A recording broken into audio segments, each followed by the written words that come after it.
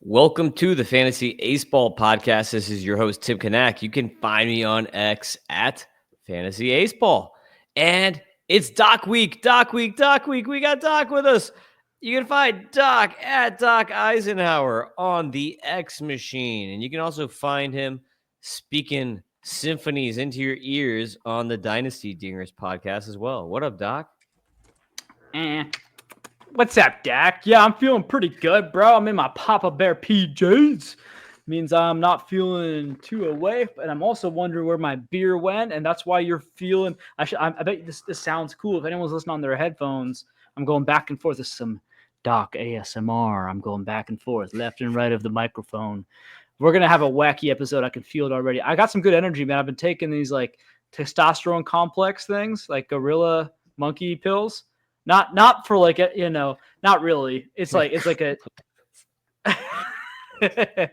it's like nothing serious, but just like I was getting some men's multivitamins and then they were offering like testosterone complex. It's not like the hormones. It's not like the monkey pills. You ever seen the monkey pills? Like gorilla.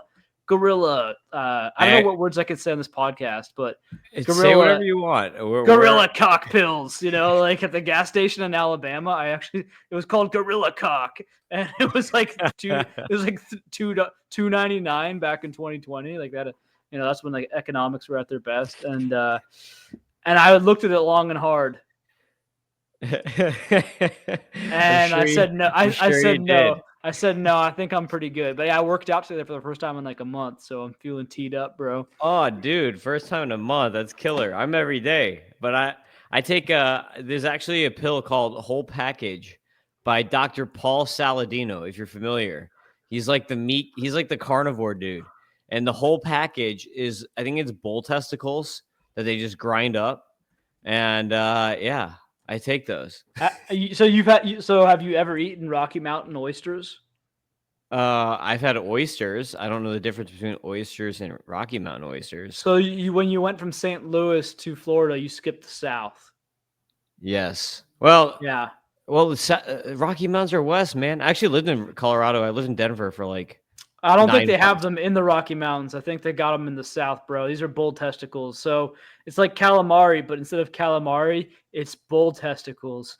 They deep fry them and they serve them with a white creamy sauce. This is real. You'll get them a lot in like Middle America.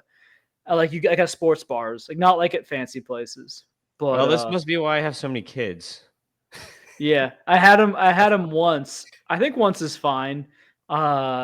It's fine. Like it's similar to calamari, but calamari isn't bull testicles, so no, kind of goes down smoother. Testicles.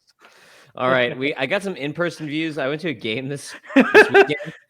Dude, everyone is actually unironically everyone is paying attention right now. So whatever you say next, make it count. Okay. Now you just put the pressure on too much. So I went to a baseball game and it was a no-hitter, which is actually kind of boring. I've never gone to a no-hitter before, but it was a no-hitter on both sides of the game until the fifth inning. So the first, it only took like 1 hour, probably less than 1 hour to get to the fifth inning. And then everyone just started walking everyone else. So these two pitchers were actually really good until the fifth inning, and then they just started walking guys and then didn't get good. But I just wanted to highlight here, that was Eliezer Dishmay of the Marlins and Franklin Gomez of the Mets. Dishmay has a ridiculous arm action. His slider's crazy. He's got this really weird, like 3/4 thing, 96 mile per hour fastball, a really good slider. But looked really good for like 4 2/3, and then just started walking everybody. And so Dishmay, I was like pumping him, and then he started walking people. Doc, we got some trades going. I'm like watching my phone, waiting for trades to come through. We have had a couple of prospects traded since my last podcast. We have had Enrique Jimenez, catcher / first baseman, traded from the Tigers to the Twins in an in-division trade, which is really weird. And then we had another in-division trade, which is also really weird. Seranthony Dominguez getting traded for Joran Watts Brown, JWB, as you dubbed him. JWB dubbed him. I'm a big JWB guy. So I actually think the Blue Jays got a steal here. The Orioles got a steal here, getting a starter, Jordan Watts-Brown, who I actually really like for a reliever Sir Anthony Dominguez is not even a closer, right? I mean, probably not. Great name though. When you're called Sir Anthony, dude. There's a guy that I saw this guy. I'm not gonna tell you what so I work vaguely in law enforcement right now, folks. And I was looking at this case file of this guy. He was from Mexico. And his name was Jesus de Nazareth, and he murdered someone. Oh, no. Yeah, no, he went the other way with it. So Sir Anthony Dominguez, he may not be a knight, but he's a decent reliever, not a closer. I don't know. Does that make him the Antichrist? He does he have a 666 tattooed on him or something? That's crazy. He almost certainly does. I actually have a roofer named Pablo Picasso. Really? No, is that his legal name? This was the legal name. It's his middle. It's his middle name, and like Spanish people have hyphenated names, so his name is actually Juan. What's up with the hyphen dash something? I can't remember the other name, but it's a hyphenated name. But in the middle is Pablo Picasso. Why do they have so many names? I was like, dude, your parents are mean, and he was like, he thought it was cool. He's like, no, he's like, my mom just likes the art. Like, she wasn't being mean, and I'm like, no, that's mean. Why do they have so many names? What's with the hyphen? I don't know. I think it's because they here in WASP culture, we don't respect the female side of the bloodline. We go one. Oh, I bet you it's a Catholic thing because of Mary. This is like a whole psychological analysis. Let's get into baseball. Yeah. Well, I mean, if you think about it, in medieval Spain, there were a lot of queens, a lot of women in charge, right? Like they were intense. Yeah, they had a lot of women in charge in Spain. I can't remember the name of the queen, but she was the one who sponsored Columbus. It was not like the king. I think it was like King Ferdinand was just like, well, this guy's whatever. But then the queen was like, no, it's cool. I played some Civilization. You know the game Civ? Yeah. Yeah, I know the Spanish lady you're talking about. She was intense, and she's always aggressive. Oh, like Gandhi and his nukes. You get nuked by Gandhi and Civ is crazy. Nuked by Gandhi. All right, so Jordan Watts-Brown, who I have pulled up on the screen right now, traded to the Orioles. Now they're number 8 prospect, probably their number 2 pitching prospect. I would say maybe 3, 2 or 3 to I would say Trey Gibson, and then he's somewhere in that Bragg territory, I guess. But on the season, you see JAERA 283 Sierra right here for Jordan Watts-Brown. Multiple good pitches for this guy. Really good breaking stuff. So I like that trade. What do you think? Orioles actually get a guy? Did they get a guy that they can use soon? Well, I know that in the past, I'm trying to click on him right now. So what do you got here? I know his walk rate used to be horrendous. How is it looking these days? What's his walks? 30.5% K rate on the season, 10.1% walk rate. Seems like it's not ideal. Yeah, I want to see the walks per 9 because that's who I am. I'm a per 9 guy for pitchers. No, honestly, it's not bad. Yeah, it used to be a lot worse. I mean, last year in high A, getting up to 6.2 was a concern for me. This year, double A, 4.5, you're creeping back. He's got some learning to do. You can see him having the learning curve here of, 14.9 strikeouts per 9, 2.9 walks per 9 at high A, goes up to double A. Now that the strikeouts went down by like over 5 strikeouts per 9, and then, the walks crept up again. So maybe he can find this middle ground. That'd be cool. I remember him not being big. 6'3" is nice, but he's put on some weight. I think I could have sworn he used to be skinnier than 190. That's okay. As a righty, it's going to be he's going to have it on him, and we'll see what happens here. But I think there's a profile. I mean, here's the deal. I'm going to be honest with you, everyone. I'm friggin' jaded right now with Sakura going down.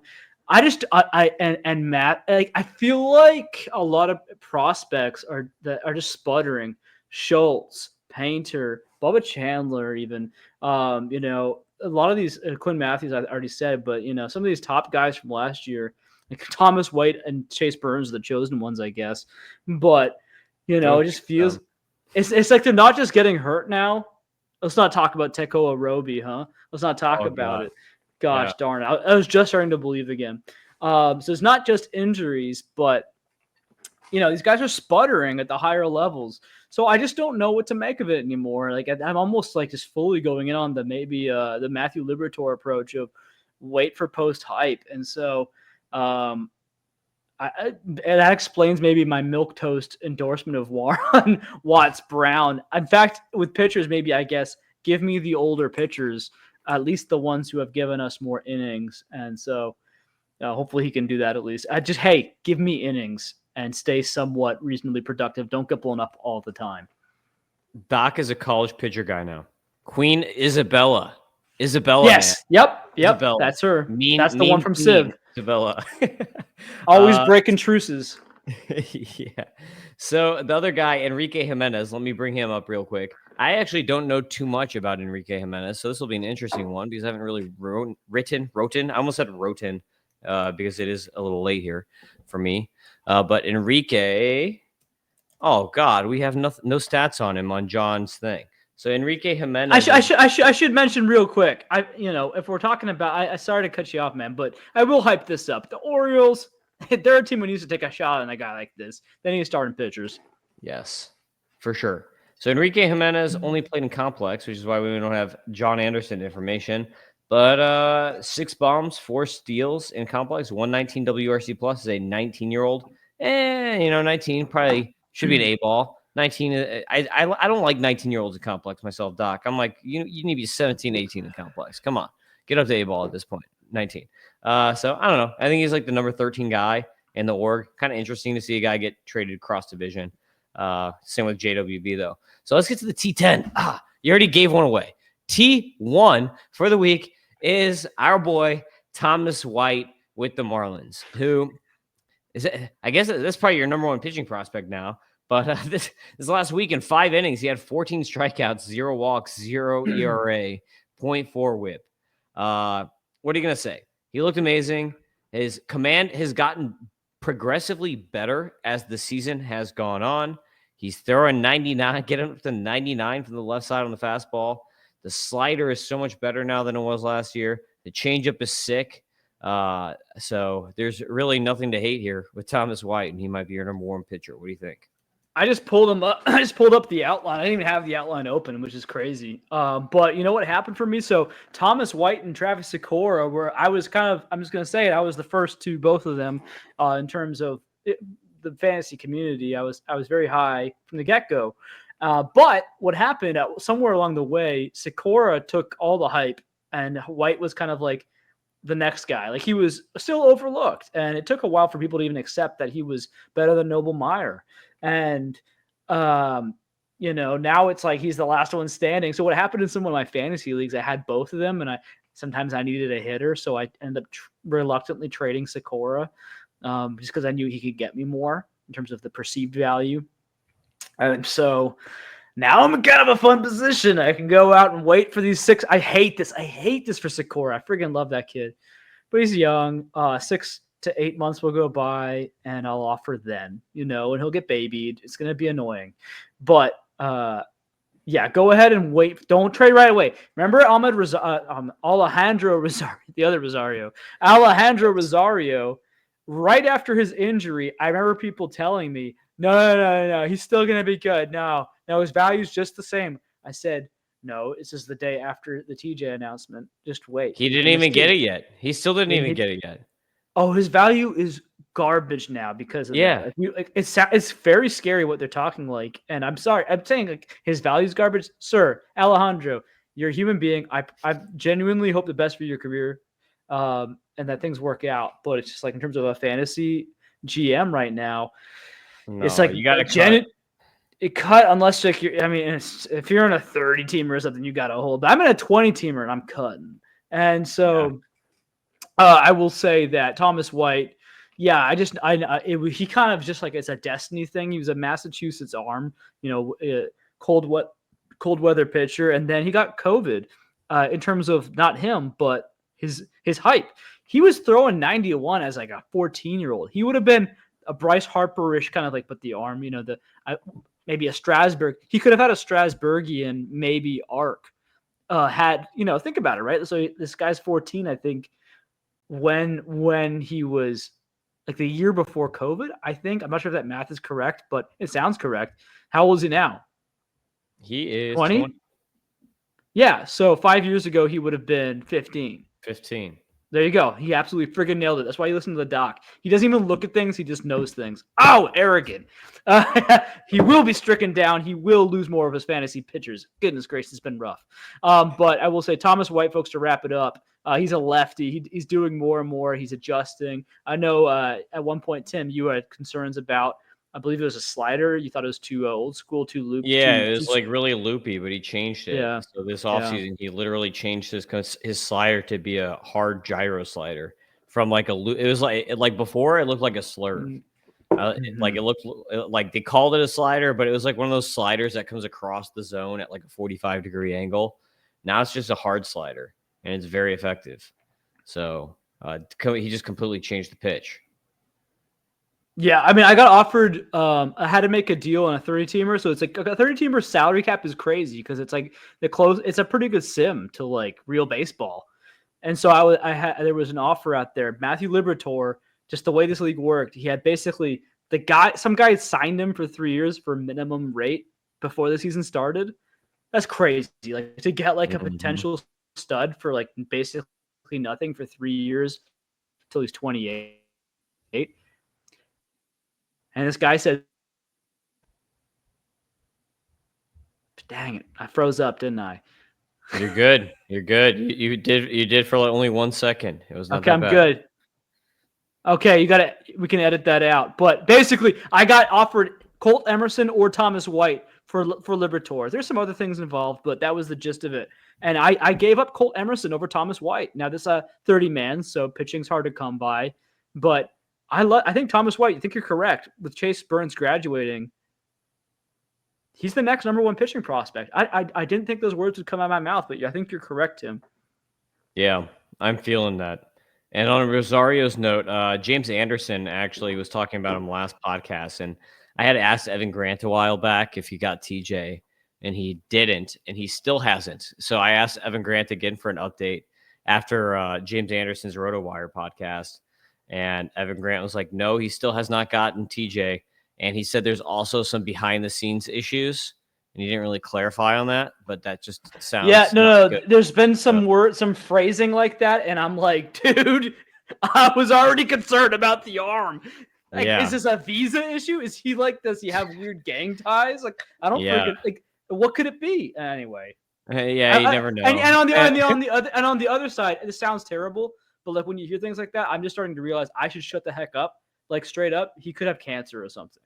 He's not a Guardian. We'll put it there. He's not a Guardians pitcher. So yeah, we'll pray for that. We'll play for the kid. And yeah, number 2, T2 is first baseman, our old friend Tyler Locklear. He's been around for a hot minute here. Still only 24 years old though. But last week, 10 for 23, 6 extra base hits, 5 home runs, 2 steals, and Locklear has really been he's just on fire lately. 14 steals or 14 homers and 7 steals over his last 30 games. And then the Mariners traded for Josh Naylor. So it's like, is this kid gonna get a chance, Doc? Is he gonna be a part of a trade? Or like is he just gonna get blocked now and not get a chance this year? Because he's completely tearing it up at AAA this season. Well, I mean, it might be a situation where Josh Naylor walks at the end of the year, right? So might have to have a bit more patience. It feels like he's been around a while. He is an older prospect, 24. Maybe he'll be like an Alec Burleson, right? Blooming late. It's baseball. It's nice. He'll have a long career if he can figure it out. I've always liked the idea of Tyler Locklear, this guy you can take a walk, get on base while slugging a little bit. I don't want steals for a first baseman. 18 steals. Move him to outfield. Let's go. 18 steals, 6 caught stealing. It's not going to happen, big guy. What are we doing here? He's just jerking around. He's like, yeah, I don't want to be in AAA anymore. Yeah. I'm just going to steal some bases, buddy. I'm just going to mess around down here. Yeah, I like him. I'd love him to get traded. part of my decision with Colt Emerson is like, I think they are going to commit to him. If I was them, I'd commit to him it looks like he actually is going to stick at shortstop if I had to guess. But that's something to consider with guys like Locklear and Emerson. That park will sap some fantasy power. So, maybe that's fine for real life. They'll rip doubles and some will go over, especially, when they go on the road too. But Tyler Locklear, get him at a good price. Someone in my home league, which is shallow 12-team Yahoo. I have it set up so we have 10 prospects each because I'm a wizard of a commish. He cut Christian Campbell for Tyler Locklear. Oh, Campbell's hot right now. He hit another home run. He cut him like a week or two ago. Bad timing. I picked him up today. Yeah, Locklear's on fire though, and it's very possible that he could be up in a few days, depending on whatever the Mariners do. If they trade him or if they clear room and try to make him a left fielder, DH, whatever, Locklear could be up. Number 3 on the T10 is another starting pitcher, another blast from the past. This guy has also been around for a hot minute. Starting pitcher Ben Caderna with the Royals, now in Double-A. Ben Caderna last week, Doc, 6 innings pitched, 11 Ks, 0 walks, 0 ERA, 1 hit in the 6 innings. 0 walks, 1 hit for Ben Caderna. And on the season, he's looking pretty good. 76 innings pitched, 17.6 K minus walk, 13 swinging strike rate. So he's looking pretty solid. For him, it's all about the command. His games are very volatile. He's either really good or really bad, pretty much, just depending on how the command is playing that day. But he throws a 91 to 95 mile per hour fastball with high IVB. He throws an 83 to 87 mile per hour vertical slider, and he also has a very nasty 84 to 88 mile per hour changeup. My grades on those pitches, I give him a 45 out of a 55 on the fastball, a 45 out of 50 on the slider, and a 60 out of 65 on the changeup. So pretty sick changeup for Ben Caderna. It's like it's a funny thing. I've been so friggin' busy that I haven't really had time to keep up with all the prospects. And I just kind of came out of my fog the other day, and I heard people talk about Ben Caderna, and I'm like, hey, this guy, I've got him in some leagues because basically for the last few years until very recently, the Royals were considered, especially for pitching, a no-go zone. Right? It was like now it's almost hard to imagine because the rotation's got a good reputation now. But we all have Dory from Finding Nemo in terms of short-term memory. But Ben Caderna, you could get him anywhere for nothing. So I took a lot of flyers on him. I think I just cut him. I'm trying to figure out which league it was in. Luckily, in the deepest of leagues, held on because they're so freaking deep. I'm happy. It looks like it's going to work out. I'm not sure we're looking at like any kind of star here, but this could be, like your 3, 4, 5 kind of MLB starter, which honestly, guys, when you're talking about a prospect, if you can last in Major League Baseball as any member of the rotation of a Major League rotation for like 10 years, you're winning. I don't think he ever ascends past a 3. But I think he could be a 3, and I think he could go out there and give you innings. And he's only 22. He feels like he's been around a bit longer for me, at least, just because I've known about him for a while. I love that the Royals go out there and get their local guys like Noah Cameron, Carter Jensen. This guy's local too. He's from Kansas. So, it's a fun story. I hope it works out. I hope he keeps on trending up. He's kind of done this before, but if you look at his numbers, he's so steady over the years in like the most boring way. Just kind of like every single, last couple of years, he's been like 9 strikeouts per 9, 4 walks per 9. He's actually trending up this year. He's got 10 strikeouts per 9, 3 walks per 9. So that's kind of encouraging. If you can, upgrade that kind of boringish profile, who knows? He's so young. He's got that build, a 6'3", puts some meat on the bones. Yeah, for sure. And one of the good things, if you look at the pitch count, he's actually going pretty deep into starts. He had one. I don't know if he started or came in relief, but he only threw 1 inning on July 11th. But on July 4th, he got to 104 pitches. The game before that, he had 90 pitches. And this 11K game, he only threw 73 pitches to get through 6 innings with 11 Ks. That's pretty sick. but he's built up. Like, so his pitch count is regularly in the 90s. This could be like the Noah Cameron for the Royals next year. So I would just keep an eye on that. Number 4. This is a name you probably have never heard of before, Doc. Dun dun dun. Get ready on the T4. This is Luis Kova with the Marlins. I know this guy. Don't play me, bro. Don't play me, bro. Oh, what? You know a DSL guy? You never know my DSL guys. I'll tell you why later. You talk first. Otherwise, I'll just take over. All right. So Luis Kova, he is a tool shed, absolute tool shed for the Marlins. This dude is really underrated. This last week, 7 for 18 with 8 walks, which I love because the dude is walking in DSL. Most people don't. With 4 extra base hits, 2 home runs, and 7 steals in just 1 week. I know it's the DSL, right? But on the season, he's hitting 284, 424, 507 with a near 18% walk rate and only 20% K rate, 16 extra base hits, 6 home runs, and 28 steals for Kova. Like, this guy is a G. This guy is making it happen right now in the Dominican Summer League. I think he's probably ready for promotion. He's a repeat DSL guy. And last year he had like no power, and right now he's rocking a 223 ISO. So I think he's ready. The power is for sure there right now. What do you got on Luis Kova? How'd you know this guy? I play in a. Do you remember me mentioning this before? I play in a prospects only league. Yes. Yes, I was given the Marlins, so I have to roster a certain amount of Marlins. Yes, I still have him. Perfect. Nice. That's the only league. Yeah, so I got him in this league because I just needed a Marlin, and they're pretty short on hitting talent. And I saw that. Now I'm confused with Fangraphs. I'm assuming they're dead wrong. It's funny to me. Sometimes people will act like Fangraphs are the Lord and Almighty seer of the universe. And well, of course, he couldn't be anything different from what they said he is. It's like they're guys, man. They're almost as wise as Tim and I. But they're still just, they're guys, and they're gonna get some things wrong. I mean, Luis Kova, I know it was heavily criticized. Maybe you know about this, Tim.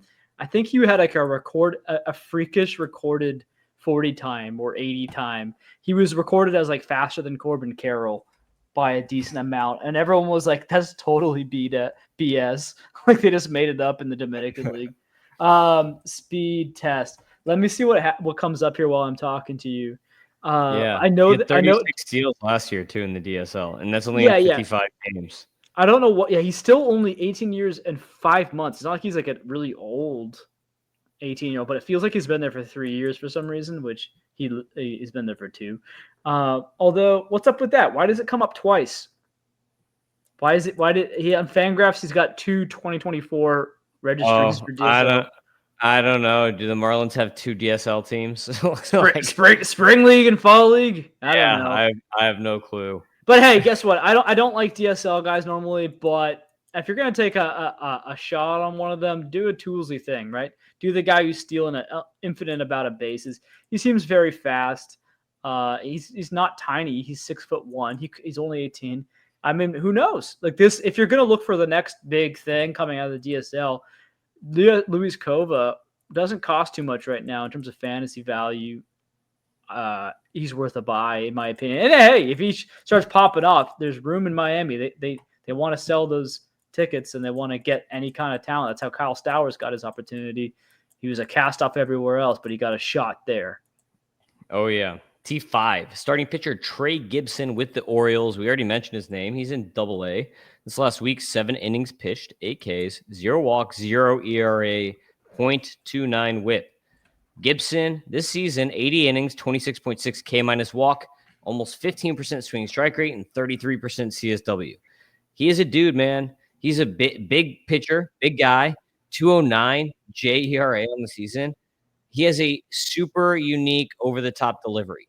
If you watch his delivery, he looks like a bigger Jonah Tong or like Trey Savage, where he's got like the arm is just like all the way vertical when you're talking. If you raise your hand all the way up in the air, reach for the ceiling, that's his arm slot. That's his arm slot. So it's really interesting. But his arsenal, he's got a bunch of pitches. kitchen sink type guy, but he throws 95 to 98 on the fastball. I give it a 55 to 60 grade. He has an 84 to 87 mile per hour slider that I give a 55 to 60 grade. He's got a nasty sinking cutter that I give a 60 grade on. An 82 to 85 mile per hour 12-6 curve that I put a 50 to 55 on. And then he's got a changeup 82 to 84 that I throw a 40 grade on. But I really like the fastball cutter slider combo, and the curve is kind of a nice pitch too that he throws in there sometimes. But Trey Gibson, Orioles, here we go, man. Orioles pitching. Trey Gibson, Jordan Watts Brown. We're getting somewhere. Yeah. Like the size. I want to see a video of this guy's arm slot, but yeah, it's just the kind of pitcher I dig. He seems like he'll probably be a boring type, but yeah, I like his numbers. I mean, he's taken a lot of the leagues I'd love to add him in. I'm happy that Baltimore has him because, again, they need a guy like this. Yeah, I mean, I'm interested. I'll have to make sure I'm there for the more shallow leagues when he becomes relevant for a call up. Which, I mean, he's in Double-A, right? Yeah, Double-A pitcher. He's been in Double-A 41 innings. Season. Yeah, 41 innings. It's crazy how much better he's been at Double-A than High A. I wonder what happened there. He's kind of having, I mean, he sucked at High A this year. So for basically the same amount of innings, bad luck. He had it is bad luck because he was striking out way more guys. I'm interested, man. Yeah, I would say take a note. He looks kind of funny too. He looks like he smokes a lot of weed in his picture there on Baseball Reference. That's a buy, man. Athletes who smoke weed are buys. Number 6, T6, outfielder Ty Pete with the Mariners in High A. A lot of people were talking about Ty Pete in the preseason. Welsh was talking about how Ty Pete got ripped during, between seasons, which it makes sense because he has way more power this year than last year. But this week, 7 for 24, 4 extra base hits, 3 bombs, 2 steals. Outfielder for the Mariners. Hit tool is not really there. 224, 284, 417 slash, but he does have 32 extra base hits, 16 bombs, and 18 steals on the season. So interesting power speed upside here, but the 71% contact rate is a tad concerning here for Ty Pete. Yeah, I mean, he's kind of one of those names I never fully bought into, but hey, a lot of people have. I guess as a Mariners hitting prospect, you have to have standout tools for me. I just automatically downgrade you a bit. He's got a good frame. He's got that fantasy kind of a profile you typically like in terms of the speed, some power, but yeah, the contact rates aren't fantastic. And if your contact rates aren't fantastic, you can't just have like good power. You got to have freakish power. I don't know. Do you think that 16 home runs in 90 games is really good, but do you think that's going to carry as he moves on up with his 31% K rate? It's a dicey profile, a sub 300 OBP right now. He is still only 19. I mean, he's an old. That's fair. He's about to be 20, but still. But he's in High A, right? Still young. Yeah. So I'd give him the benefit of the doubt. Like if he was 24. But here's where I'm gonna hang now after Spencer Jones, like this just ridiculous streak of Spencer Jones is going on. Like I feel like Spencer Jones guy. I don't know if I'm buying it in the majors either because of the splits concerns, but I would say Ty Pete, the splits aren't so bad. He's still got power against lefties and righties, and though he's definitely worse against lefties. But I will say that he's only 19. So I'm more willing to give him the benefit of the doubt on the poor contact and the high strikeouts at this point in time. Now, if he repeats High A next year and it continues, then yeah, I'd be concerned. But if he's a Double-A next year as a 20-year-old, I still wouldn't even be concerned because that's still very young for that level. So 45 stolen bases, 5 caught stealing Low A last year. Fantastic. 19 stolen bases, 8 caught stealing this year at High A. It's because he got swole. But it's super concerning. Like that's a major element of his game. Like that's the carrying card of his game. He's now trading out for power. Like now you have to completely reevaluate him as a prospect. So Now you're kind of banking on him being a power bat with high K risk with way less stolen base upside. Like he might have to make a decision, right? Who he wants to be, and we'll find out. Tyler O'Neill, lefty Tyler O'Neill. There's definitely worse profiles to have, but yeah, I think he's got more. We have more polish ahead. Just like with Spencer Jones, I've never really fully been out on Spencer Jones. I think it's just like Joe. I think Spencer Jones is Joe Adell, but Joe Adell's with the Angels, and obviously he's not the same person as Spencer Jones. And there's years that Spencer Jones has to become a better player, and Joe Adell is now becoming Joe Adell again, right? And some people age. I said no. I think Joe Adell's only like 1 year older than Spencer Jones. I think Joe Adell's at 27 now, and Jones is still like 23, 24. I think he seems older than I think. Joe Adell is 26, and Spencer Jones, I want to say, is 24. I feel like he seems older than he is. He is 24. Joe Adell is only 26 in 3 months, so he's barely 26. And Spencer Jones is 24. See, 2-year difference. Okay, but I think, would you say the Yankees or the Angels are better at developing talent? Oh, the Yankees. The Angels are like the worst. The Angels, besides the Rockies, they're bottom 5.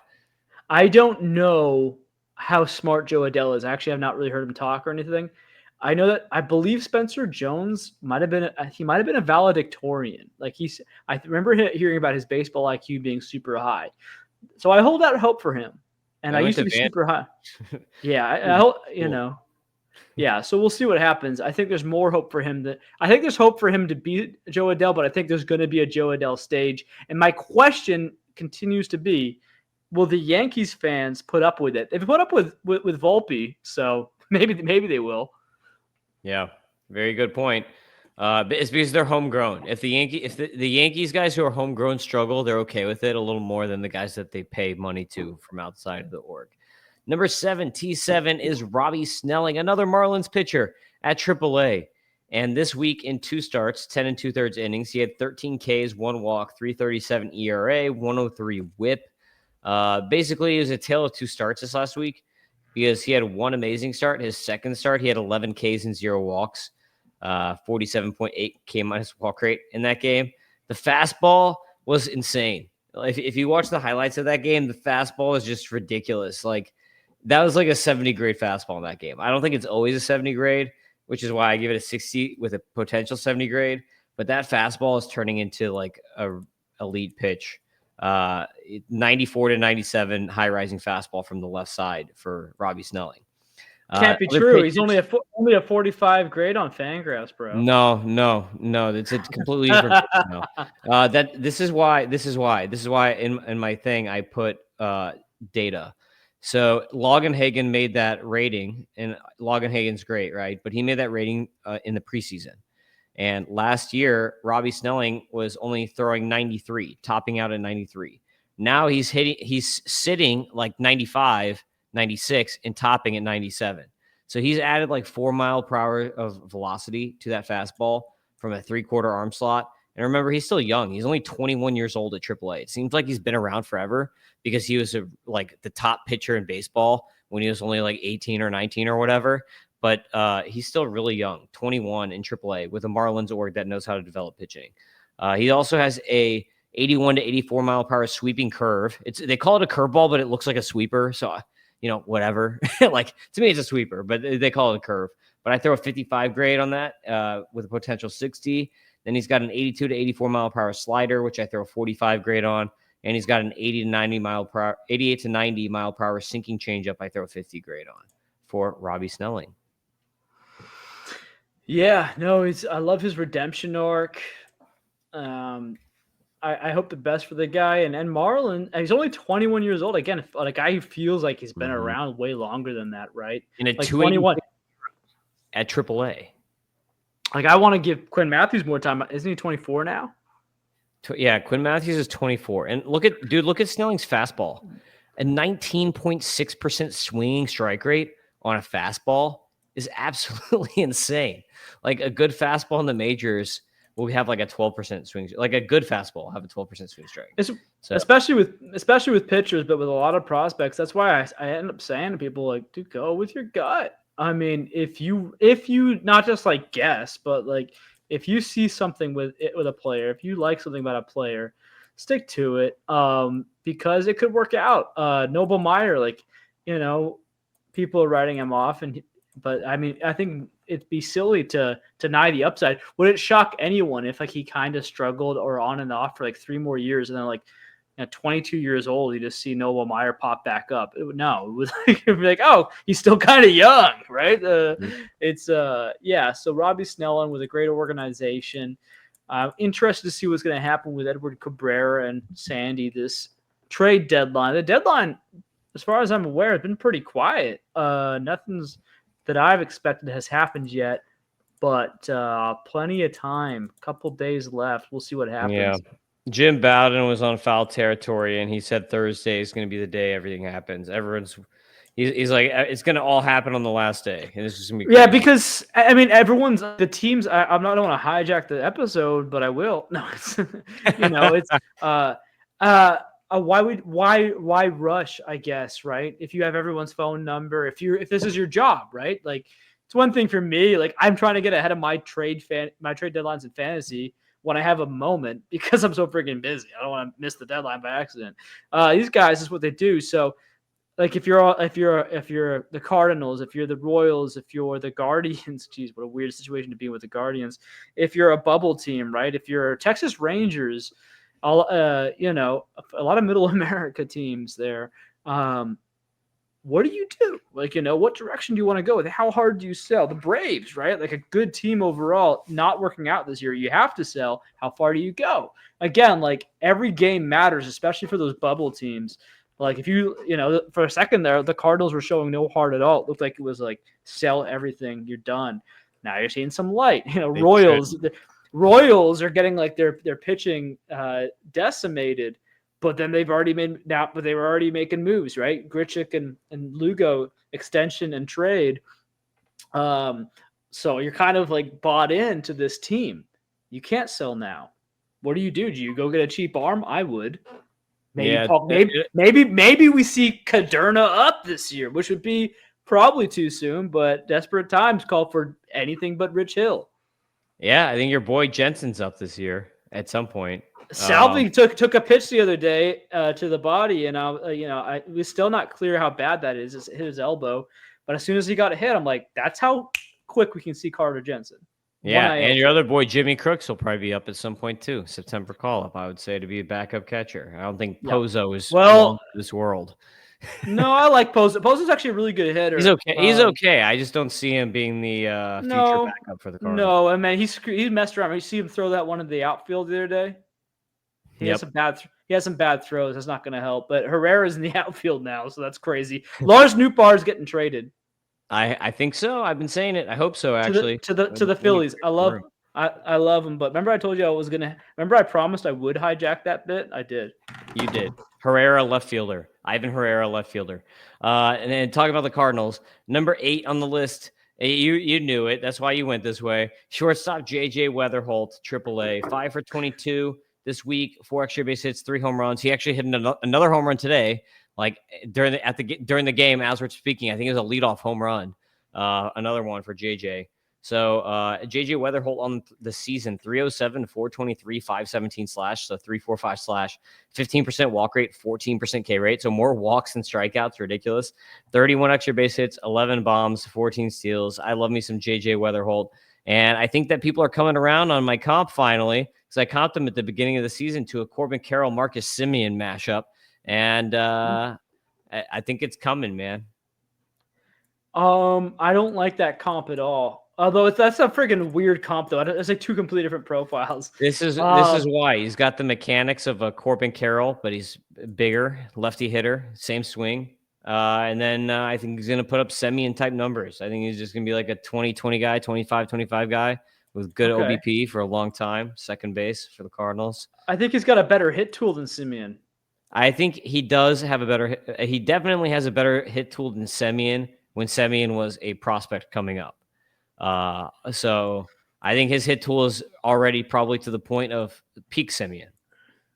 I didn't actually. I don't know if you know about me, Tim, but I was actually not following the outline.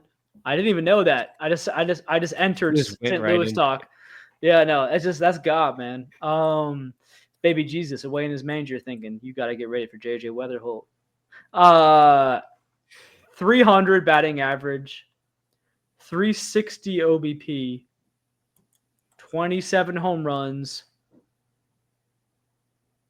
20 steals, 21 steals. That's like his peak season, Like that's a really good season. Like, and like maybe he'll have fluctuations either way. I don't think he's ever going to hit 30 home runs. Maybe, but I don't think so.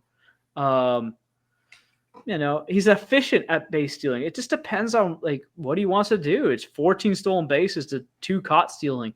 I care way more about the ratios than anything else. 11 games into AAA, he hasn't attempted a stolen base. This is what I mean. It depends on what he wants to do, what the team wants him to do.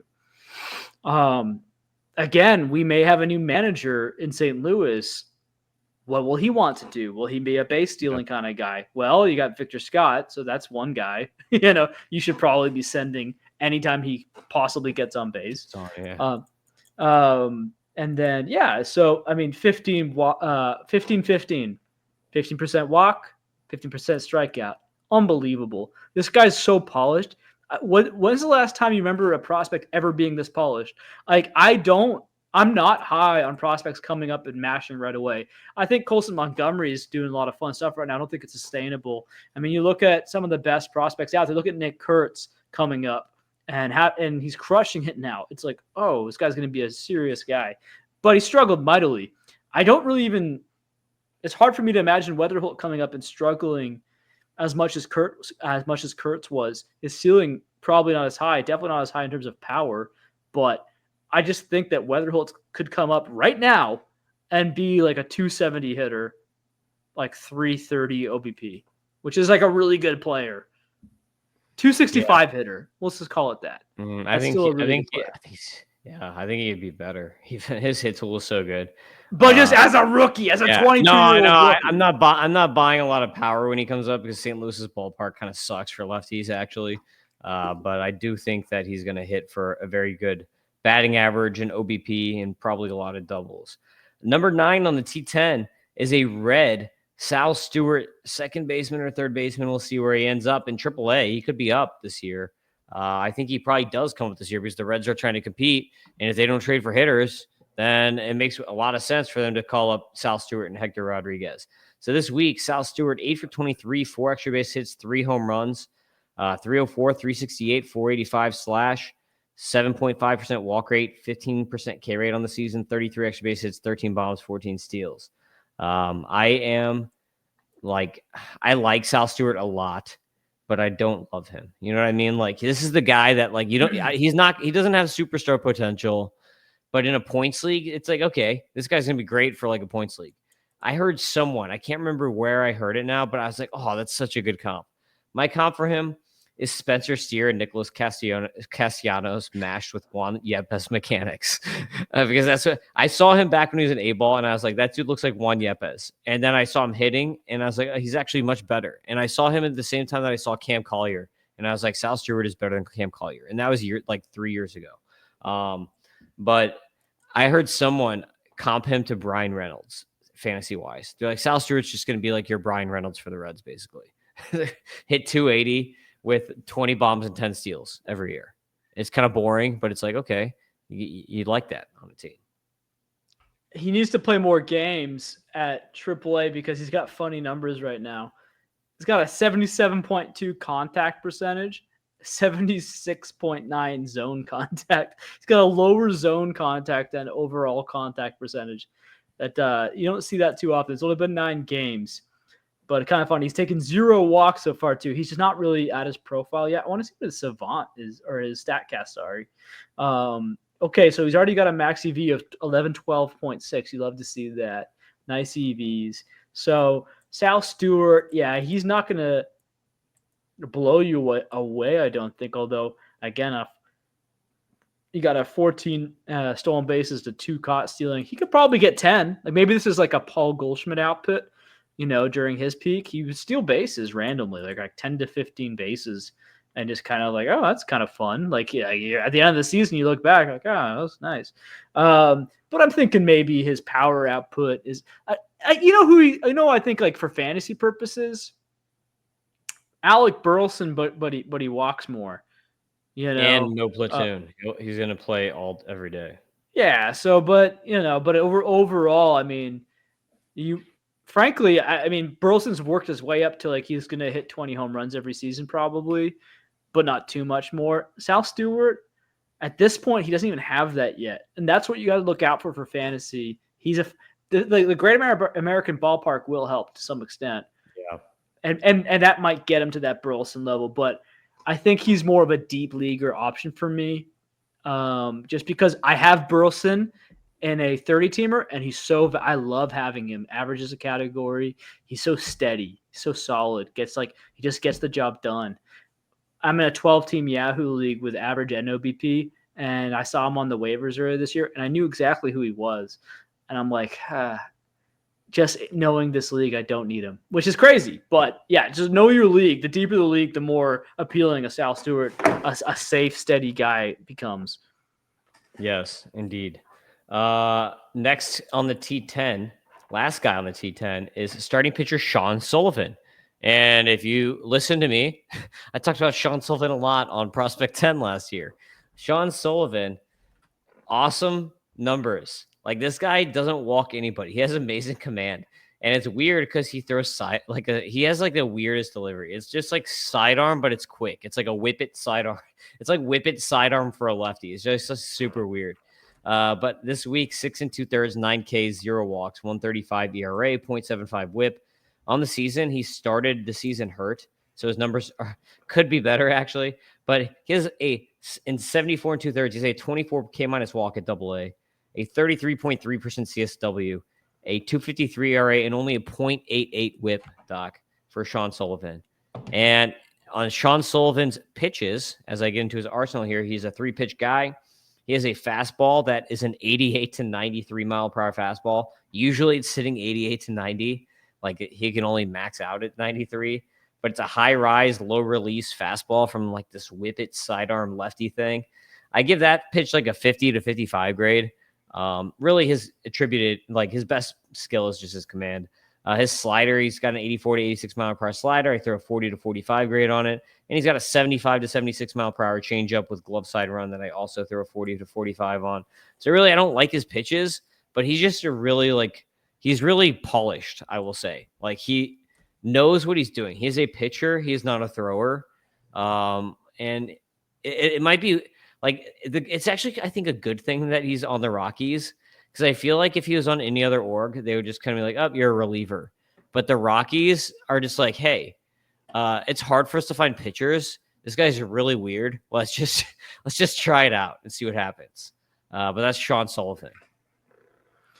Yeah, I mean, when I see his picture on Baseball Reference, I got to put on sunglasses because he's friggin' borderline albino, man. This guy's the whitest guy since sliced bread. I'm trying to see what he pitches like. You're getting me excited. I like weird pitchers. Oh, that's a terrible thing. Pitches between Trey Gibson and Sean Sullivan. Yeah, these guys, there's basically no footage of this guy here other than some terrible footage. But I'll tell you what, I like weird lefties. I think that you're right. Like, with the weird factors of cores, you need to, get it done any way you can. And frankly, oh yeah, I got him. Okay, I got a video. I'm gonna make a commentary live. Yeah, it is weird. It doesn't seem high effort either. No, he just kind of whips it in there like, mm-hmm. Yeah. Just chucks it. Okay, barely any momentum going forward, which it makes you wonder if he was able to maybe generate. I'm not like a pitching expert, but if he was able to generate a little bit more, it seems like he's barely moving. So I just don't know if you want to mess with his mechanics. When last year he had a 3.4% walk rate, and this year he has a 4.4. Agree. So he doesn't walk anyone. I love the command, and You know, you want to keep guys off the bases in Colorado, and the ERA. I mean, a pitcher's number one job is to prevent runs and give innings. And so if he can just do that, I mean, he's a run preventer right now. We'll see how he does at the PCL level. It might take off a couple notches off his stock if he starts letting up some bombs, but PCL is kind of fake news. So I don't know. I'm interested, man. I need to probably, if he stumbles in PCL, maybe I'll make a couple offers. We'll see, though. We'll see. That could be an awkward time after fantasy trade deadlines. So maybe you have to make trade offers now while you still can. Yeah, he's 22 years old also, so he is a bit younger, and he's a Wake Forest guy. So Wake Forest is known for their pitching development, which is probably why his mechanics are, so easy, and he just lobs it in there so easily. He turned 23 a few days ago. Happy birthday, Sean Sullivan. Okay, so Doc wanted to end the podcast by going over the great debate of Nick Kurtz versus Connor Griffin. Take it away. Yeah. Doc. I mean, this is stolen valor, kind of, but Ross Jensen said, "You've gone back in time and happened to have the first pick in the 2024 MLB draft. You're on the clock. Who are you taking? Nick Kurtz, Chase Burns, Connor Griffin, JJ Weatherholt." And it's crazy that Travis Bazzana is not even on that list, which is something someone said, which is amazing. The dogma of our industry can make everyone feel a certain way, right? Like, it wasn't so long ago that, don't get too cute with it. Take Travis Bazzana. And here's the other crazy part, maybe he does still end up being the best out of everyone because it's baseball and you just don't know. But there's the other thing to remember. Christian Campbell can't miss number one overall prospect. Like, that wasn't too long ago. And he goes and struggles in AAA all year. He's heating up lately. But I would say that Nick Kurtz and Connor Griffin would be my two guys, personally.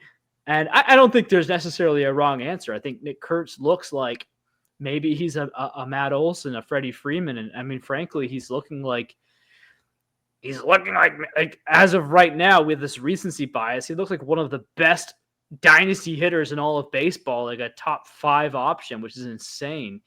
Gosh, maybe I should trade him for Ohtani. I don't know. Like, what do you think about that? But it's a couple days ago, it seemed like it was like that would be a dumb move because Ohtani doesn't even have the first base eligibility, right? But here's the deal. If we're talking real life and if we're talking fantasy long-term value, real life, it has to be Connor Griffin to me because he plays shortstop. He plays center field. Like, no matter where he ends up, it's so much more valuable than a first baseman. And he's probably going to have a nice amount of power. He's probably going to hit a good amount. He's probably going to steal an infinite amount of bases.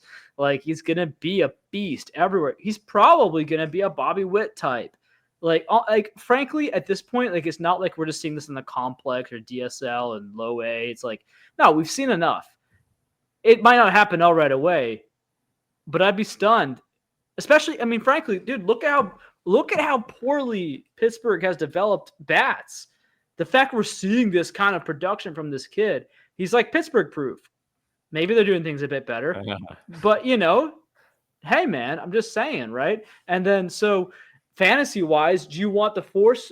Yeah, I mean, Nick Kurtz is an amazing 4-category guy. I love those guys. Reliable. It's not outlandish for like Connor Griffin to be better in fantasy because 50 stolen bases is a possibility. So automatically Nick Kurtz will have like 50 less stolen bases, right? And so, So Nick, so you telling me you need Nick Kurtz to basically, so what happens if Connor Griffin goes 30-50 or 20-50? He's not 20-50, he's like a 25-50 is what I actually envision kind of here as like a start, as like a really like aggressive. Man.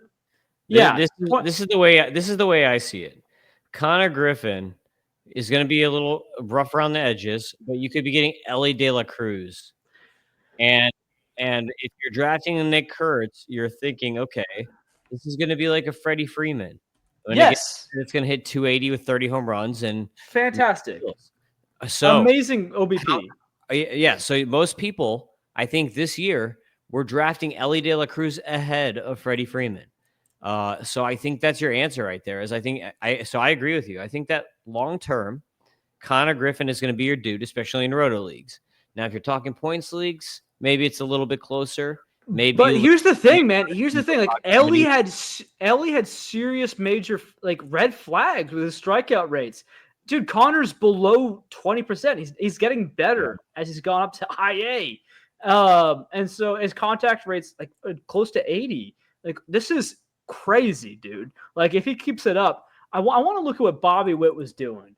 I feel like Bobby Witt actually had like a not a sketchy, but a somewhat of a questionable hit tool when he was developing. And Yeah, so that's I'm what not I think. I think Griffin actually comps more to Ellie because he's just an athletic freak. And the only bad thing about Griffin that I see in his profile is he hits the ball on the ground a lot. And if you remember when Ellie first came up, everyone's like, "Look at Ellie De La Cruz. He's hitting the ball on the ground over 50% of the time. That's going to be a problem." It's like, well, not really. It's like he still hits 25 homers and steals 60 bases or whatever, so it doesn't really matter. It's fine. Let him hit the ball on the ground because he's so fast. Just let him get on base and steal some bags. It's cool. We're cool with that. That's how Connor Griffin is right now. Like Connor Griffin has what 48 steals or something like that this year. Like he has a ridiculous amount of steals, like a surprising ridiculous amount of steals. And I remember you and I were talking on a podcast before Connor Griffin ever played a minor league game. And you were telling me you're like Connor Griffin stole like 180 backs or something like he that. stole 89 bases in high school. Yeah, 89 in what, like a 30-game season or something? In like 30 in 30 games or less. Yeah. You were telling me that, and I'm like, that's insane. I was like, there's no way he can do anything like that once he's a pro. But I mean, like he's at like a steal every 2 games. He's like on that pay. He's on a He's really 6'4", dude. translating. He's 6'4", 225 as a 19-year-old. Yeah, like a young 19-year-old.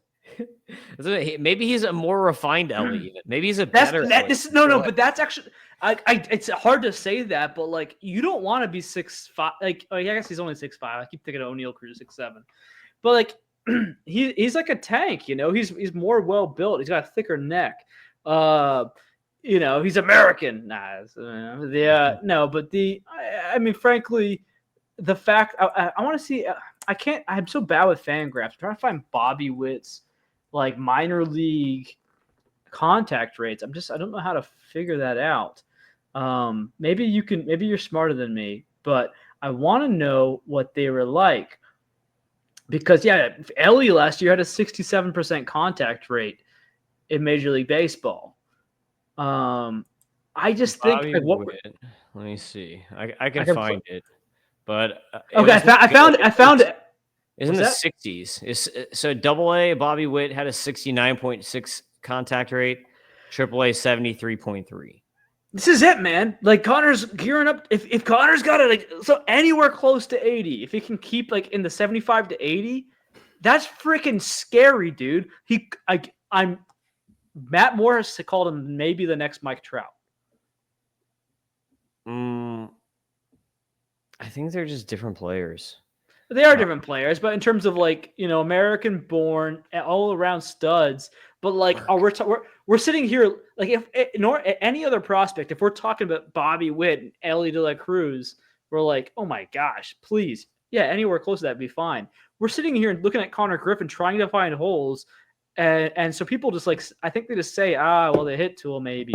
Well, dude, his contact rates are better than Witt and Cruz had in their freaking minor league career. So what does this mean?